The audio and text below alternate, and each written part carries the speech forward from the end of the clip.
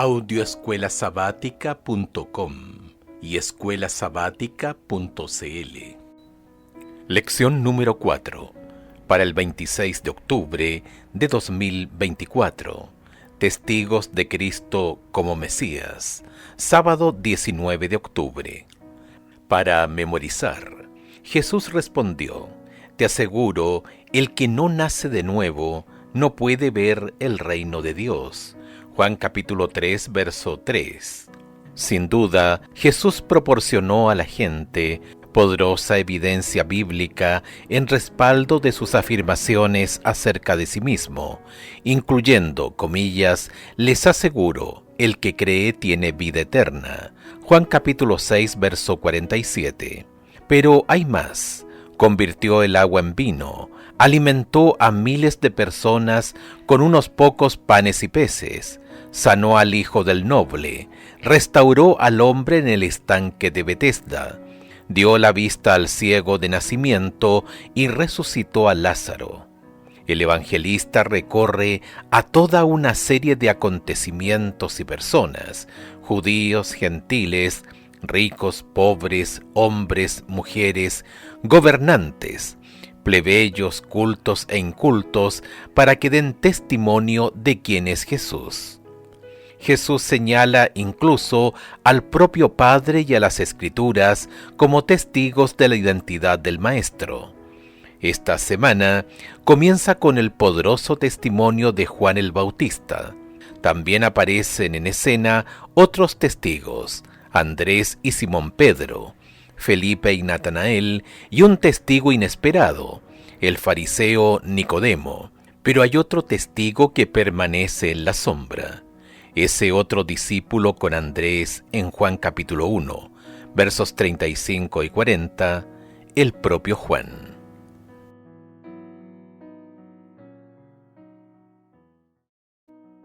Domingo 20 de octubre. El testimonio de Juan el Bautista. Como ilustraba la lección de la semana pasada, el Evangelio de Juan comienza con Jesucristo, el Verbo, en su existencia eterna, antes de la creación. Pero en ese mismo prólogo, Juan el Bautista aparece como testigo de Jesús.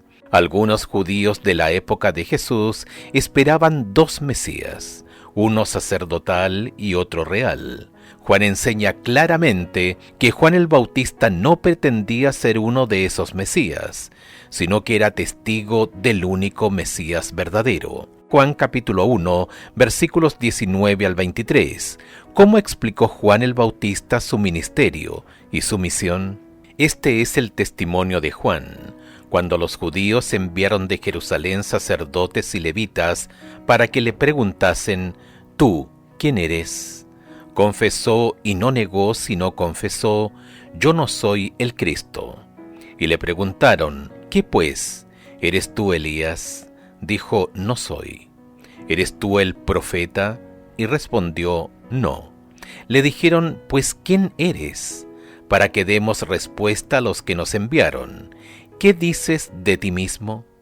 Dijo: yo soy la voz de uno que clama en el desierto, enderezad el camino del Señor, como dijo el profeta Isaías. Los líderes religiosos enviaron sacerdotes y levitas a preguntarle a Juan quién era. Con las grandes expectativas mesiánicas que había en Judea, era importante que el Bautista aclarara su relación con respecto a ellas. Él no era la luz, pero había sido enviado por Dios para dar testimonio de la luz y preparar la venida del Mesías. Juan capítulo 1, versos 6 al 8.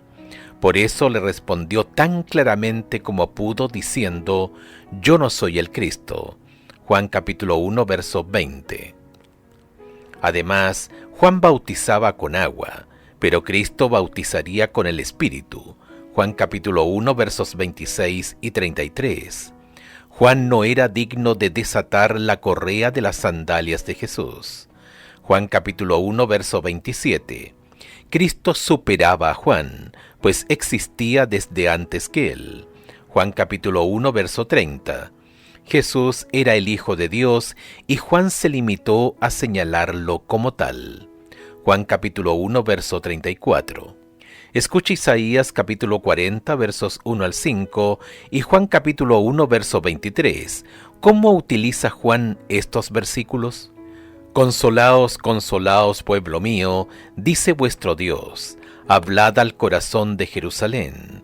Decidle a voces que su tiempo es ya cumplido, que su pecado es perdonado, que doble ha recibido de la mano de Jehová por todos sus pecados. Voz que clama en el desierto. Preparad camino a Jehová, enderezad calzada en la soledad a nuestro Dios. Todo valle sea alzado, y bájese todo monte y collado, y lo torcido se enderece, y lo áspero se allane. Y se manifestará la gloria de Jehová, y toda carne juntamente la verá, porque la boca de Jehová ha hablado. Juan capítulo 1, verso 23. Dijo: Yo soy la voz de uno que clama en el desierto. Enderezad el camino del Señor, como dijo el profeta Isaías.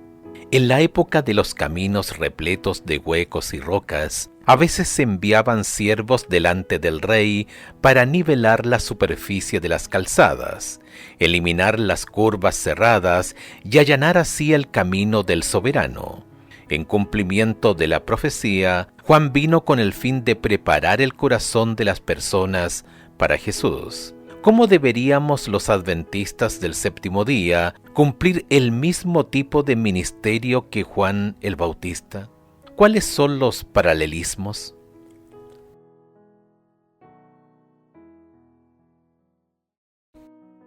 Lunes 21 de octubre. El Cordero de Dios. Los judíos buscaban un Mesías que los librara de Roma.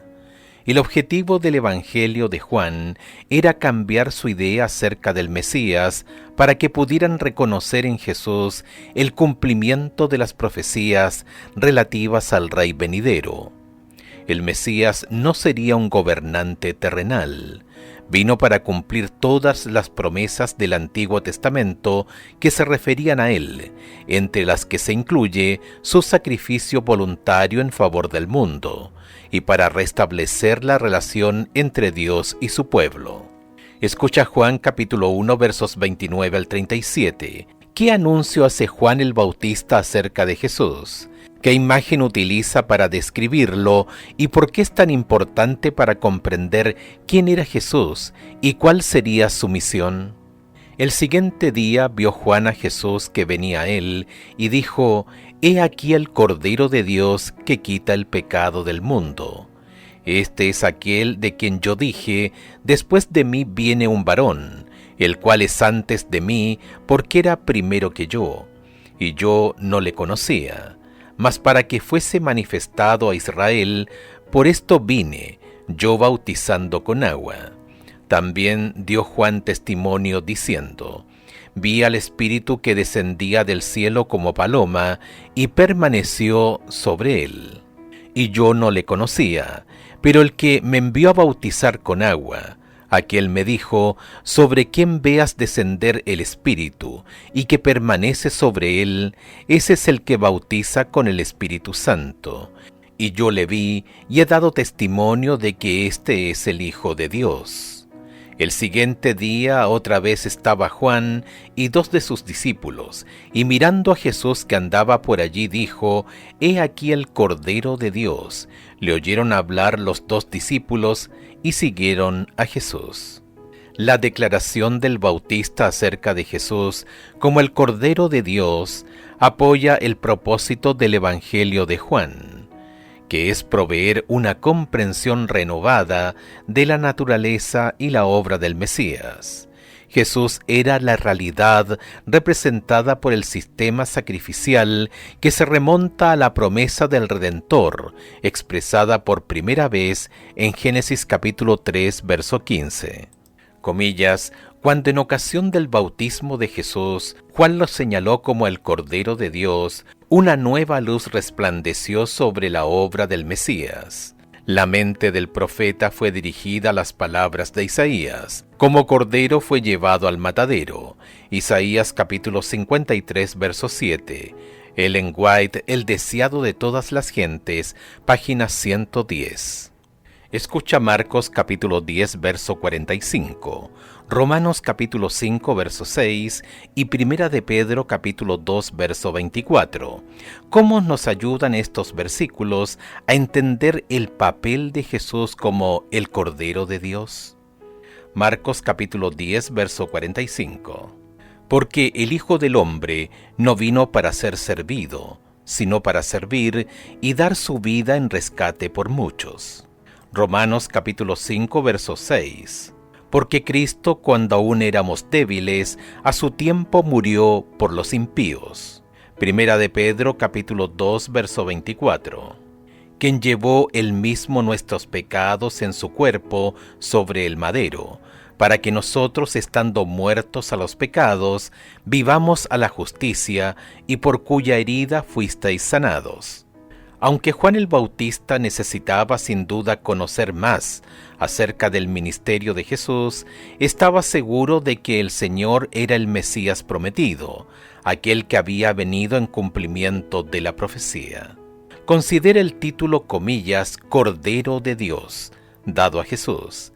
¿Qué imágenes trae a tu mente y cómo te ayuda su vinculación con el sistema sacrificial del Antiguo Testamento a apreciar el elevado costo de nuestra salvación?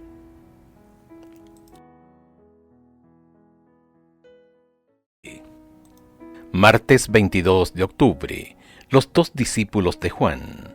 Dos discípulos de Juan el Bautista estaban con él cuando Jesús pasó junto a ellos. Juan declaró: «Este es el Cordero de Dios». Juan capítulo 1, verso 36. Los dos discípulos habían escuchado el mensaje de Juan acerca de Cristo, quien cumpliría las profecías del Antiguo Testamento acerca de la venida del Mesías. Los discípulos dejaron a Juan para seguir a Jesús, reconociendo que era superior a Juan el Bautista y el cumplimiento de su mensaje. Escucha Juan capítulo 1, versos 35 al 39. ¿Qué hicieron estos dos discípulos después de escuchar el testimonio de Juan acerca de Jesús? El siguiente día otra vez estaba Juan y dos de sus discípulos, y mirando a Jesús que andaba por allí, dijo: «He aquí el Cordero de Dios». Le oyeron hablar los dos discípulos y siguieron a Jesús. Y volviéndose Jesús y viendo que le seguían, les dijo: «¿Qué buscáis?». Ellos le respondieron: «Rabí», que traducido es maestro, «¿dónde moras?». Les dijo: «Venid y ved». Fueron y vieron dónde moraba, y se quedaron con aquel día, porque era como la hora 10:00. Deseaban estar con Jesús y pasaron el día con él. ¿Quién sabe qué cosas asombrosas habrán aprendido y experimentado entonces? Fueron sin duda grandes cosas, pues poco después desearon compartir su experiencia con los demás. Andrés, uno de los dos discípulos, encontró inmediatamente a su hermano Simón y le dijo: «Hemos hallado al Mesías». Juan capítulo 1, verso 41. Cuando Andrés llevó a su hermano a Jesús, el Señor demostró que lo conocía.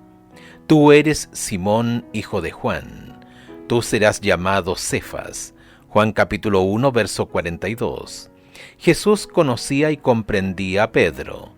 El conocimiento profundo que Jesús tiene de las personas es un tema característico del Evangelio de Juan. Ver, por ejemplo, Juan capítulo 2, versos 24 y 25. Si Juan y Andrés hubiesen estado dominados por el espíritu incrédulo de los sacerdotes y los príncipes, no se habrían presentado como aprendices a los pies de Jesús. Habrían ido a él como críticos para juzgar sus palabras. No sucedió eso con estos primeros discípulos. Habían respondido al llamamiento del Espíritu Santo en la predicación de Juan el Bautista. Ahora reconocían la voz del Maestro Celestial. Para ellos, las palabras de Jesús estaban llenas de refrigerio, de verdad y belleza. Una iluminación divina se derramaba sobre las enseñanzas de las Escrituras del Antiguo Testamento. Los multifacéticos temas de la verdad se destacaban con una nueva luz. Ellen White, El deseado de todas las gentes, páginas 112 y 113. El gran énfasis del Evangelio de Juan es destacar quién es Jesús, a fin de que esta buena noticia pueda ser compartida con el mundo. ¿Cómo ha sido transformada tu vida por Cristo y por tu fe en Él? ¿Qué otros cambios quisieras experimentar?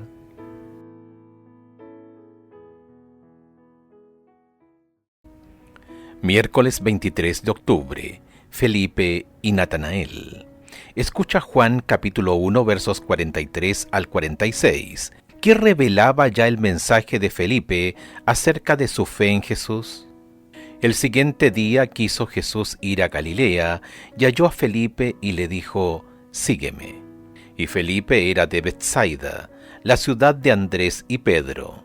Felipe halló a Natanael y le dijo: «Hemos hallado a aquel de quien escribió Moisés en la ley, así como los profetas, a Jesús, el hijo de José de Nazaret». Natanael le dijo: «¿De Nazaret puede salir algo bueno?». Le dijo Felipe: «Ven y ve». Felipe era de Betsaida, al igual que Andrés y Pedro. Encontró a su amigo Natanael y le habló de Jesús. Juan el Bautista había llamado a Jesús el Cordero de Dios.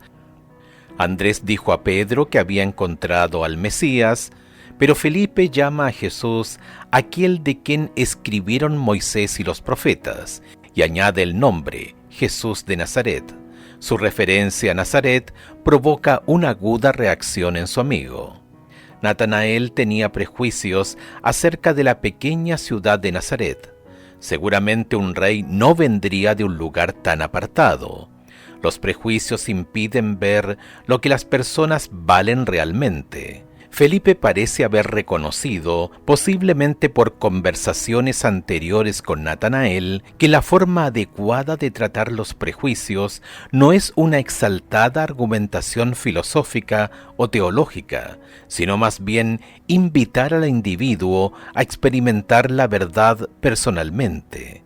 Simplemente dijo: «Ven y ve», y eso es exactamente lo que hizo, fue y vio. Escucha Juan capítulo 1 versos 47 al 51. ¿Cómo convenció Jesús a Natanael de quién era y cuál fue la respuesta de Natanael? Cuando Jesús vio a Natanael que se le acercaba, dijo a él: «He aquí un verdadero israelita en quien no hay engaño». Le dijo Natanael: «¿De dónde me conoces?». Respondió Jesús y le dijo: «Antes que Felipe te llamara, cuando estabas debajo de la higuera te vi». Respondió Natanael y le dijo: «Rabí, tú eres el Hijo de Dios, tú eres el Rey de Israel». Respondió Jesús y le dijo: «Porque te dije, te vi debajo de la higuera, ¿crees? Cosas mayores que estas verás». Y le dijo: de cierto os digo, de aquí adelante veréis el cielo abierto y a los ángeles de Dios que suben y descienden sobre el Hijo del Hombre». Entre los versículos 46 y 47 se encuentran el detalle crucial de cómo respondió Natanael a la invitación de Felipe. Se levantó y fue a verlo. Su amistad con Felipe fue más fuerte que sus prejuicios y su vida cambió a partir de ese momento. Jesús pronuncia palabras halagadoras acerca de Natanael, llamándolo israelita, en quien no hay engaño. Juan capítulo 1, verso 47. Un gran contraste con lo que Natanael había dicho acerca de Jesús. Juan capítulo 1, verso 46. Natanael responde sorprendido, pues no había visto antes a Jesús. Entonces Jesús refiere haberlo visto bajo una higuera, y esta pequeña afirmación convence a Natanael. Jesús había visto por iluminación divina a Natanael orando, buscando la verdad bajo aquel árbol. Ellen White, El deseado de todas las gentes, página 114. Natanael hace entonces una exaltada confesión y llama a Jesús Rabí, Hijo de Dios y Rey de Israel. Observa cómo aquella revelación aparentemente pequeña de parte de Jesús conduce a la más grandiosa Confesión de fe.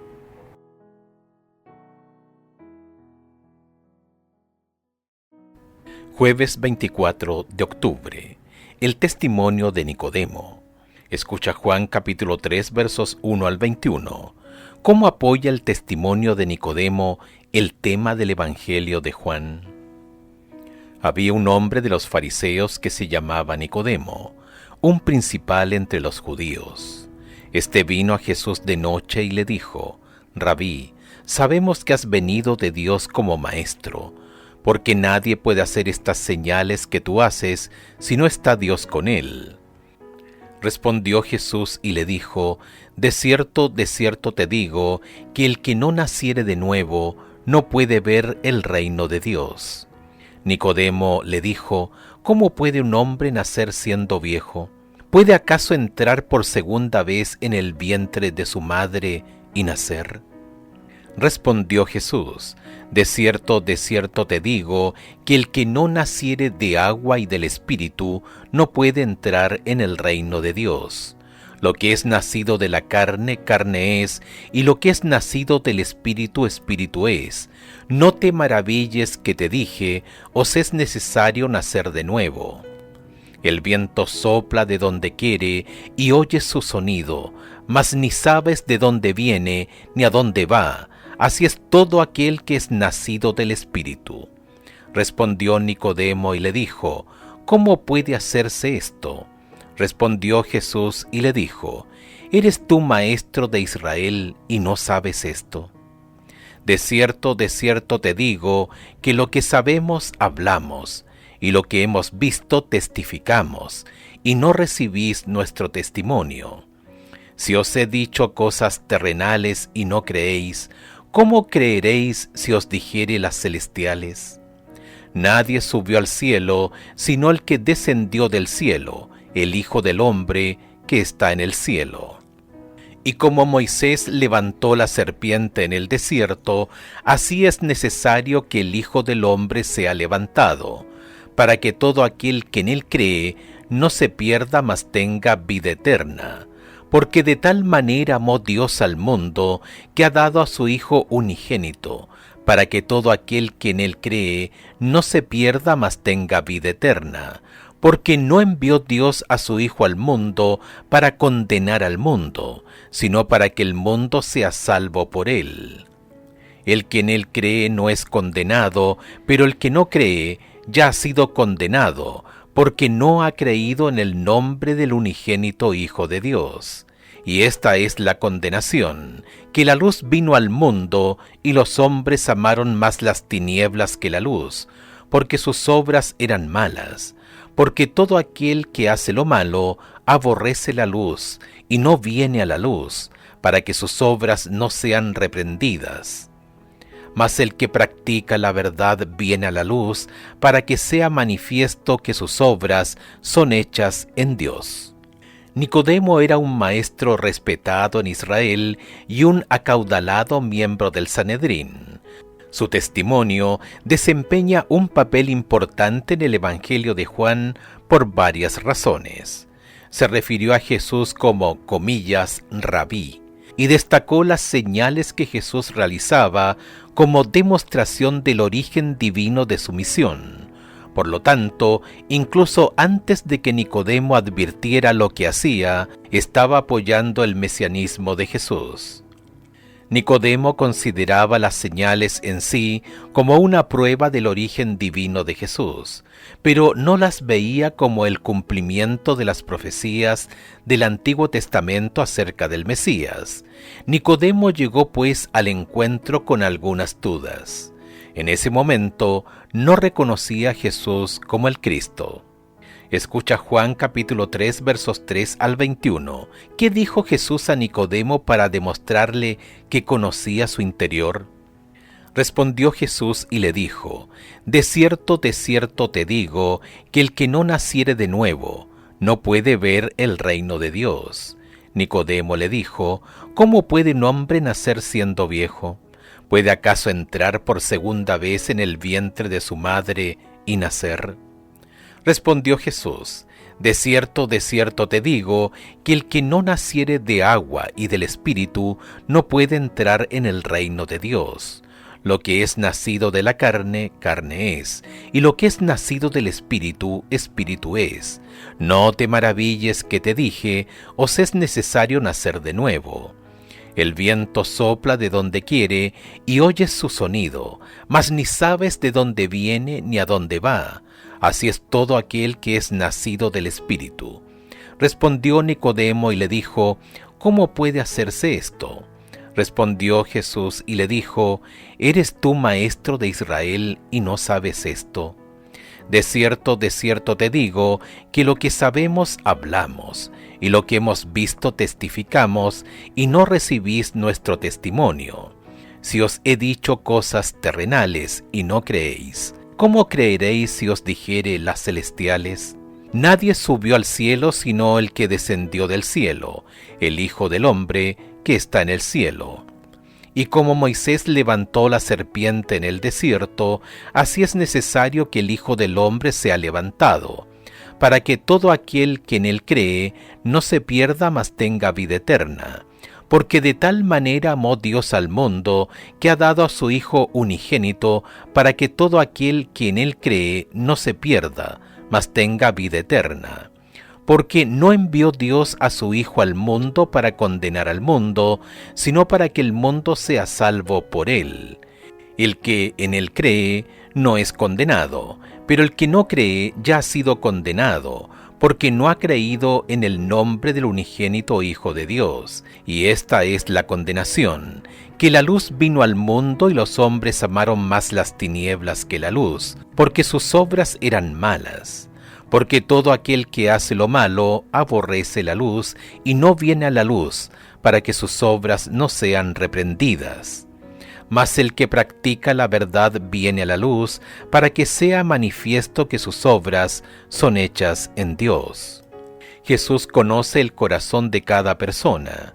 Su respuesta a Nicodemo puede parecer abrupta, pero él va directamente al asunto. Aunque los judíos creían que los gentiles necesitaban convertirse, muchos no entendían que ellos, los integrantes del pueblo elegido, también necesitaban una experiencia de conversión. Nadie nace salvo, independientemente de su nacionalidad o de la iglesia a la que haya crecido. No cabe duda de que la maravillosa herencia de los judíos, que se remontaba a Abraham, les ofrecía muchas ventajas. Ver Romanos capítulo 3 versos 1 y 2. Pero eso no era en sí mismo suficiente. Jesús dijo a Nicodemo lo impensable, que él, un maestro dirigente en Israel, debía nacer de nuevo y de lo alto. Jesús confrontó seguidamente a Nicodemo con su ignorancia espiritual. Tú eres maestro en Israel y no lo sabes. Juan capítulo 3, verso 10. ¿Cómo es posible que tú, un maestro exaltado, no sepas esto? La reprimenda fue sin duda impactante. A pesar de las dudas que Nicodemo tenía entonces con respecto a Jesús, más tarde se puso de su parte, junto a los seguidores del Maestro. Ver Juan capítulo 19, verso 39. ¿Qué significa nacer de nuevo? ¿Y por qué Jesús hace tanto hincapié en ello?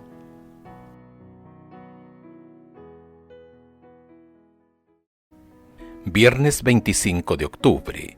Para estudiar y meditar, lee en El deseado de todas las gentes de Ellen White el capítulo Nicodemo, páginas 140 a la 149. Nicodemo escudriñó las Escrituras de una manera nueva, no para discutir una teoría, sino para recibir vida para el alma. Empezó a ver el reino de los cielos cuando se sometió a la dirección del Espíritu Santo.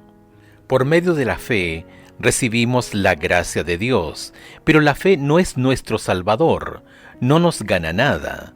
Es la mano por la cual nos asimos de Cristo y nos apropiamos de sus méritos, el remedio por el pecado. El arrepentimiento proviene de Cristo tan ciertamente como el perdón. Entonces, ¿cómo seremos salvos? Como Moisés levantó la serpiente en el desierto, así también el Hijo del Hombre ha sido levantado. y todos los que han sido engañados y mordidos por la serpiente pueden mirar y vivir. He aquí el Cordero de Dios que quita el pecado del mundo. Juan capítulo 1, verso 29. La luz que resplandece desde la cruz revela el amor de Dios. Su amor nos atrae a Él. Si no resistimos esa atracción, seremos conducidos al pie de la cruz, arrepentidos por los pecados que crucificaron al Salvador. Entonces el Espíritu de Dios produce, por medio de la fe, una nueva vida en el alma. Los pensamientos y los deseos se sujetan en obediencia a la voluntad de Cristo. El corazón y la mente son creados de nuevo a la imagen de aquel que obra en nosotros para someter todas las cosas así. Entonces, la ley de Dios queda escrita en la mente y el corazón, y podemos decir con Cristo: el hacer tu voluntad, Dios mío, me ha agradado. Salmos 48. Ellen White, El deseado de todas las gentes, páginas 147 y 148. Preguntas para dialogar. 1. Juan el Bautista vino a preparar el camino para Jesús. ¿Cuán exitoso fue su ministerio, al menos desde una perspectiva humana? Mientras reflexionas sobre tu respuesta, hazte también esta importante pregunta: ¿cómo defines el éxito en las cosas espirituales? 2. Juan el Bautista expresó luego algunas dudas sinceras. Mateo capítulo 11 versos 2 y 3, Lucas capítulo 7 verso 19. ¿Cuál fue la causa de sus dudas y qué podemos aprender de ellas acerca de cómo mantenernos firmes en nuestra fe? 3. ¿De qué manera alguien como Nicodemo, un líder de la verdadera iglesia y poseedor de mucho conocimiento, podía ser tan ignorante acerca de lo realmente importante en materia espiritual? ¿Qué lecciones podemos aprender de su situación?